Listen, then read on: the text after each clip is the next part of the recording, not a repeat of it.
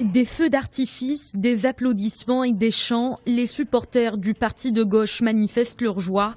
Syriza obtiendrait plus de 36% des voix après le dépouillement de près de 40% des bulletins de vote, mais pas de majorité absolue. Syriza aurait besoin de 2 sièges sur les 151. Le principal rival de la gauche, Nouvelle Démocratie, a obtenu, lui, près de 29% des suffrages exprimés. Pour le nouvel homme fort d'Athènes, les priorités sont déjà claires. Le peuple grec souverain a donné aujourd'hui un mandat fort, sans équivoque et clair. La Grèce tourne la page. La Grèce laisse derrière elle la catastrophe austéritaire, la peur et l'autoritarisme. La Grèce laisse derrière elle 5 années d'humiliation et de souffrance.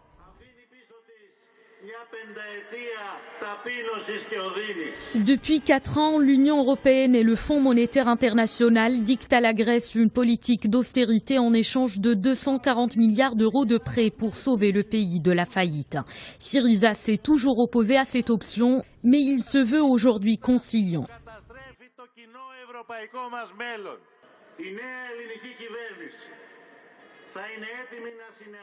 Le nouveau gouvernement sera prêt à coopérer et négocier avec nos partenaires pour la première fois depuis longtemps, pour un bénéfice commun, pour une solution durable pour la Grèce, afin qu'elle puisse échapper à ce cycle vicieux de doute, mais aussi pour que l'Europe regagne la stabilité.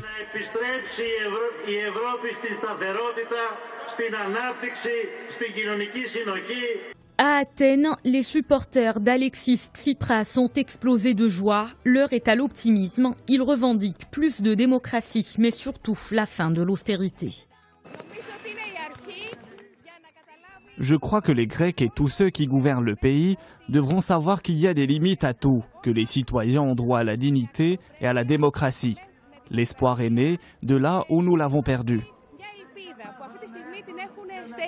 Les messages sont optimistes, car quelque chose de meilleur devrait arriver pour que l'Europe de l'austérité disparaisse, mais aussi pour assurer un meilleur avenir.